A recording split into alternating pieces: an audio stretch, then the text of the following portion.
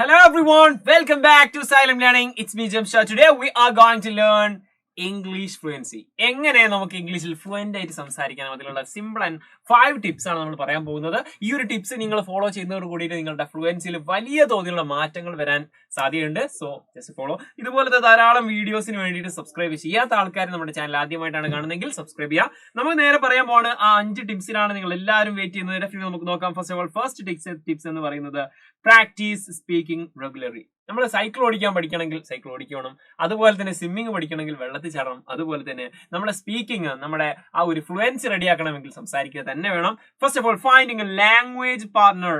നമുക്ക് ഏറ്റവും നല്ല ഫ്രണ്ട് എന്ന് പറയുന്നത് നമ്മുടെ സ്കില്ലിനെ ഇംപ്രൂവ് ചെയ്യുന്ന ഒരു ഫ്രണ്ടാണ്. അപ്പോൾ നമുക്കൊരു ലാംഗ്വേജ് പാർട്ണറെ കണ്ടെത്തുക. നമുക്ക് ഏറ്റവും നല്ല ഫ്രണ്ടിനെ, ആക്ച്വലി നമുക്ക് കുറച്ചുകൂടി നമ്മളെക്കാളും കുറച്ചുകൂടി ഇംഗ്ലീഷിൽ ഫ്ലുവൻസിയുള്ള നമ്മുടെ നന്നായിട്ട് സംസാരിക്കാൻ കഴിയുന്ന ഒരു ഫ്രണ്ടിനെ കണ്ടെത്തുക. എന്നിട്ട് അവരോട് നിരന്തരം സംസാരിച്ചു കൊണ്ടിരിക്കുക.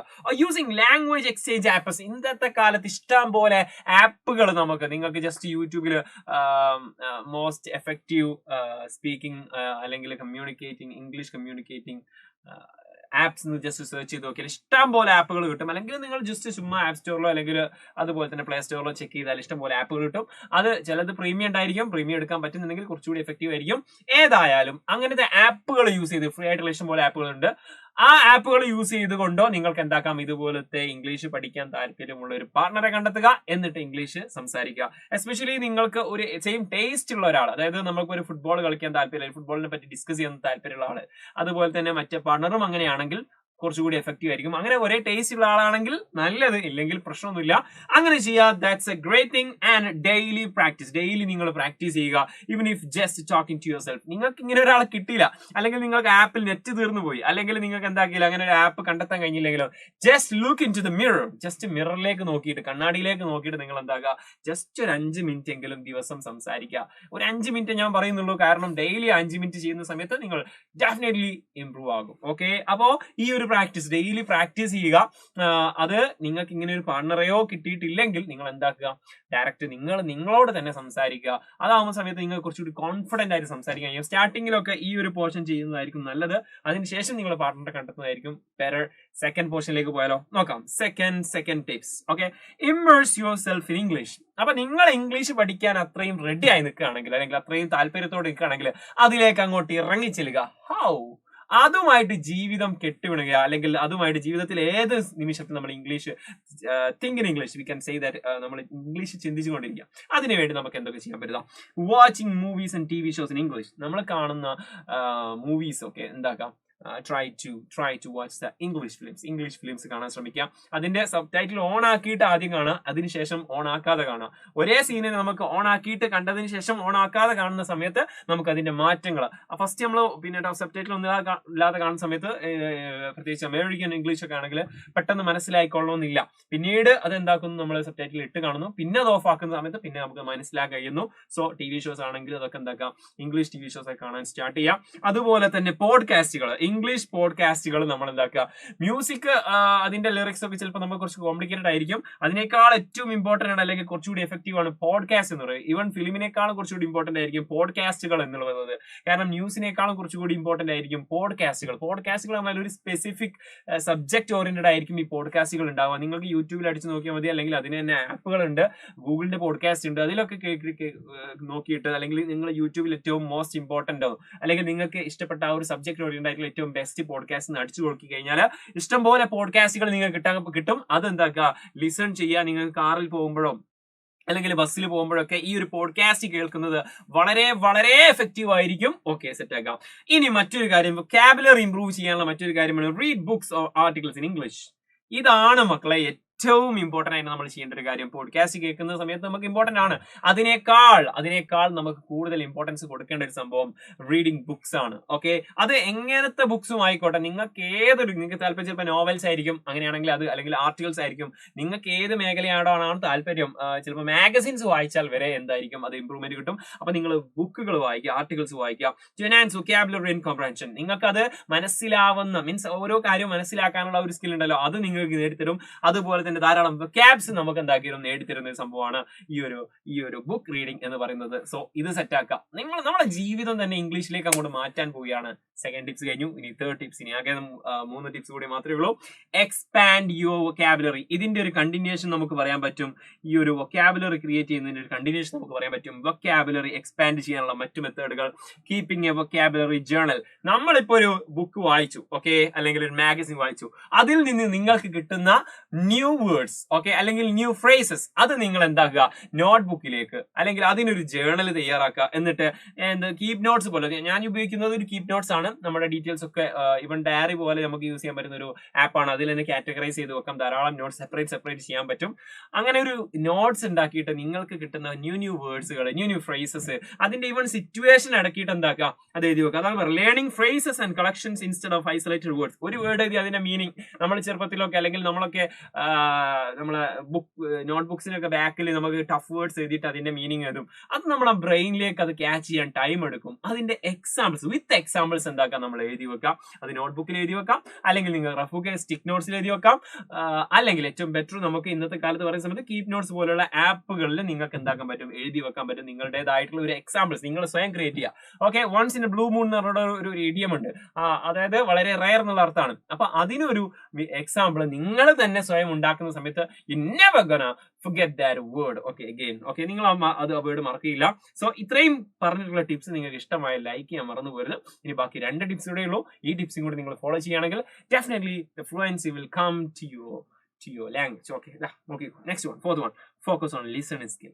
ലിസണിങ് ഉണ്ടെങ്കിലേ നമുക്ക് എന്താക്കാൻ പറ്റുള്ളൂ, സ്പീക്കിങ്ങിലേക്ക് പോകാൻ പറ്റുള്ളൂ. ലിസണിങ് അത്രയും ഇമ്പോർട്ടന്റ് ആണ്. ലിസണിങ്ങിന്റെ പല സെക്ഷനുകളും നമ്മൾ പറഞ്ഞു കഴിഞ്ഞു. പോഡ്കാസ്റ്റ് പറഞ്ഞു, അതുപോലെ തന്നെ വാച്ചിങ് ഫിലിംസ് പറഞ്ഞു, അതിലൊരു ലിസണിങ് ഉണ്ട്. Okay, next one, active listening exercise. അതായത് സമ്മറൈസിങ് വാട്ട് യു ഹിയർ. അതായത് നിങ്ങളിപ്പോ പോഡ്കാസ്റ്റ് കേട്ടു, ഓക്കെ, പോഡ്കാസ്റ്റ് കേട്ടു, ഒരു 10 മിനിറ്റിൽ അല്ലെങ്കിൽ 15 മിനിറ്റിൽ പോഡ്കാസ്റ്റ് കേട്ടിട്ട് നിങ്ങൾ ഒരു പേപ്പർ എടുക്കുന്നു.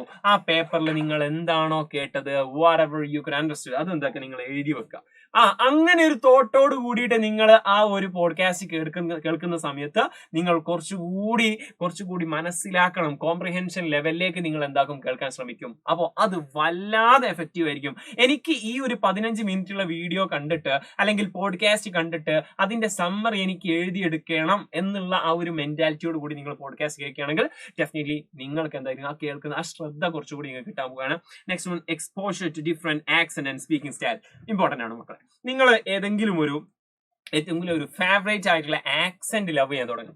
ആക്ച്വലി എനിക്കിഷ്ടം നമ്മുടെ അമേരിക്കൻ ഇംഗ്ലീഷ് ആണ്. American English we would say, ആ ഒരു മോഡുലേഷൻ. ഓക്കെ, ആ ഒരു നിങ്ങൾ ഏതെങ്കിലും ഇഷ്ടപ്പെടുകയാണെങ്കിൽ അത് നന്നായിരിക്കും. കാരണം നമ്മൾ ഇന്ത്യക്കാരാണ്. ഇന്ത്യൻ ആക്സെന്റ് എന്ന് പറഞ്ഞാൽ വേറൊരു ആക്സെന്റ് ഉണ്ട്. പക്ഷേ നമ്മൾ ഇതിന്റെ ഒറിജിൻ എന്ന് പറയുന്നത് ബ്രിട്ടീഷ് ഇംഗ്ലീഷ് ആണ്. ഇന്ത്യക്കാർ പൊതുവെ ഫോളോ ചെയ്യുന്നത് ബ്രിട്ടീഷ് ഇംഗ്ലീഷ് ആണ്. ബ്രിട്ടീഷ് ഇംഗ്ലീഷ് കുറച്ചുകൂടി അടിപൊളിയാണ്. അതുപോലെ തന്നെ അമേരിക്കൻ ഇംഗ്ലീഷ് കുറച്ച് കോംപ്ലിക്കേറ്റഡ് ആണ്. ഓരോരുത്തർക്കും ഓരോ താല്പര്യങ്ങളായിരിക്കും. അപ്പൊ അമേരിക്കൻ ഇംഗ്ലീഷ് ഉണ്ട്, ബ്രിട്ടീഷ് ഇംഗ്ലീഷ് ഉണ്ട്. നിങ്ങൾക്ക് ഏതാണോ നിങ്ങൾക്ക് ആപ്റ്റ് ആയി തോന്നുന്നത്, അല്ലെങ്കിൽ ഓസ്ട്രേലിയൻ ഇംഗ്ലീഷ് വരെ ഉണ്ട്, അത് കുറച്ചുകൂടി കോംപ്ലക്സ് ആണ്.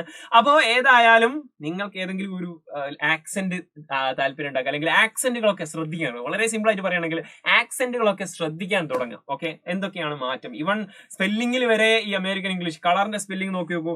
കളർ ഇതാ. ഓക്കെ, കളർ നമുക്ക് എന്താക്കാം, ഇങ്ങനെ എഴുതാൻ പറ്റും. ഇതാ, കളർന്നും എഴുതാൻ പറ്റും. കളർ, ഓക്കെ, സെയിം സ്പെല്ലിംഗ് ആണ്, അല്ല സെയിം മീനിങ് ആണ്, സെയിം പ്രൊനൗൺസിയേഷൻ ആണ്, ബട്ട് ഡിഫറെന്റ് സ്പെല്ലിംഗ്.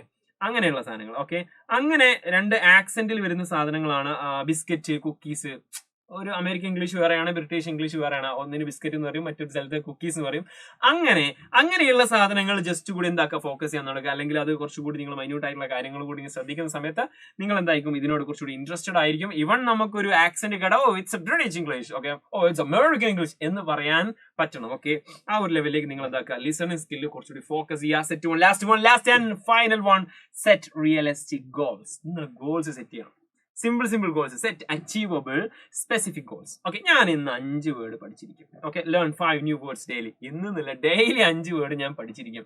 അല്ലെങ്കിൽ ആ 5 വേർഡ് എങ്ങനെ പഠിക്കും, ആ 5 വേർഡ് വേണ്ട, നിങ്ങൾക്ക് 5 വേർഡൊക്കെ മീൻസ് ഒരു എക്സാമ്പിൾ കൊടുത്താണ്. നിങ്ങൾക്ക് 5 വേണ്ട, ഒരു 2 വേർഡ് മതിടാ, 2 വേർഡ് മതി. അത് നിങ്ങൾ കണ്ടിന്യൂ ചെയ്യണം എന്ന് മാത്രമേ എനിക്ക് പറയാനുള്ളൂ. കാരണം 2 വേർഡ് ചെറുതാക്കി തന്നത് നിങ്ങൾ കണ്ടിന്യൂ ചെയ്യാൻ വേണ്ടിയിട്ടാണ്. ഒരു ദിവസം 2 സാറേ ഞങ്ങൾ 2 ഒന്നുമല്ല 10 വേർഡ് 10 വേർഡൊക്കെ പഠിക്കുന്നതിന് കുഴപ്പമില്ല. പക്ഷേ അത് കണ്ടിന്യൂ ചെയ്യുന്ന സമയത്ത് അതൊരു ആയതുപോലെ ഇരിക്കും. അതുകൊണ്ട് 2 or 3 ചെറിയ നമ്പറിൽ തുടങ്ങുക. അങ്ങനെ വേർഡുകൾ, ഫ്രേസുകൾ, ഇതൊരു എക്സാമ്പിൾ ആണ്. അതുപോലെ തന്നെ ഒരു സെന്റൻസ് പറയും. I'll speak one sentence in front of my friend. അതൊക്കെ പറഞ്ഞിട്ട് എന്തെങ്കിലും ചെറിയ ഗോൾസ്, ഓക്കെ, അച്ചീവബിൾ ഗോൾസ് ആണ്. ഞാൻ നാളെ ഒരു എന്താക്കും, വലിയൊരു ഗാലറിന്റെ മുന്നിൽ വലിയൊരു പ്രസംഗം അവതരിപ്പിക്കും. അങ്ങനത്തെ ചിലപ്പോൾ നമുക്ക് പെട്ടെന്ന് കഴിയില്ല. Step by step we can do that. Yes, we can do that. Okay. Next one, stress the importance of celebrating small milestones to stay motivated. നമ്മൾ നമ്മളിപ്പോ 2 വേർഡ് പഠിക്കും. അത് 2 വേർഡൊക്കെ പഠിച്ച വലിയ സംഭവമാണോ? അല്ല. പക്ഷേ നമ്മൾ ആ ചെറിയ സംഭവത്തിൽ, ചെറിയ അച്ചീവ്മെന്റ്സിൽ നമ്മൾ സെലിബ്രേറ്റ് ചെയ്യാൻ തുടങ്ങണം. Whatever we are achieving, we have to celebrate that achievement. Okay, ഇത്രയും കാര്യങ്ങൾ ശ്രദ്ധിച്ചു കഴിഞ്ഞാൽ നമുക്ക് എന്താക്കാൻ പറ്റും, ഈസി ആയിട്ട് നമ്മുടെ ഈ ഒരു ഫ്ലുവൻസി വർദ്ധിപ്പിക്കാൻ സാധിക്കും. അപ്പൊ എല്ലാവരോടും മറ്റൊരു കാര്യമാണ്, പ്രാക്ടീസ് മേക്സ് പെർഫെക്റ്റ്. ഇത്രയും പ്ലാനിങ് മാത്രം പോരാ, ഈ പ്ലാനിങ് വർക്ക്ഔട്ട് ചെയ്യുക. ആ ലിസണിങ് സ്കില്ലാണ് മെയിൻ ആയിട്ട്. നമുക്ക് പിന്നെ സംസാരിക്കാൻ കഴിയാത്ത ആൾക്കാരുണ്ടല്ലോ, അവർ ആക്ച്വലി സംസാരിക്കാത്തത് എന്തുകൊണ്ടാണ്? അവർ കേൾക്കാത്തത് കൊണ്ടാണ്. Lack of hearing, the exact problem of speaking is lack of hearing. കേൾക്കാത്തത് കൊണ്ടാണ് അവർ സംസാരിക്കാത്തത്. അതുപോലെ തന്നെ നന്നായിട്ട് കേട്ട് കഴിഞ്ഞാൽ കൂടുതൽ സംസാരിക്കാൻ കഴിയും. അപ്പൊ നന്നായിട്ട് ഇംഗ്ലീഷ് കേൾക്കുക, നന്നായിട്ട് സംസാരിക്കുക. ഏതായാലും എല്ലാവരും അടിപൊളിയായിട്ട് ഇംഗ്ലീഷ് ഒക്കെ സംസാരിക്കുക, ഫ്ലുവൻസി വരുത്തുക. എന്നിട്ട് അതിന്റെ റിസൾട്ട് ഒക്കെ കമന്റ് ബോക്സിൽ അറിയിക്കുക. നിങ്ങൾക്ക് ഈ വീഡിയോ കണ്ടിട്ട് എന്താണോ ഫീൽ ചെയ്തുള്ളത് അത് കമന്റ് ബോക്സിൽ അറിയിക്കുക. ഡെഫിനറ്റ്ലി അത് അറിയാൻ എനിക്ക് ഭയങ്കര താല്പര്യമുണ്ട്. എന്താണെങ്കിലും whatever it is, just comment below. And മാത്രമല്ല, നിങ്ങളുടെ ഇതുപോലെ നിങ്ങളെപ്പോലെ ആഗ്രഹമുള്ള ധാരാളം ഫ്രണ്ട്സ് ഉണ്ടായിരിക്കും. ആ ഫ്രണ്ട്സിനൊക്കെ വീഡിയോ ഒന്ന് ഷെയർ ചെയ്ത് കൊടുക്കുക. അവർക്ക് ഉപകാരപ്പെട്ടെ സെറ്റ് ആവട്ടെ. Thank you. Let's see another video with another content. Until then, it's a bye. Thank you.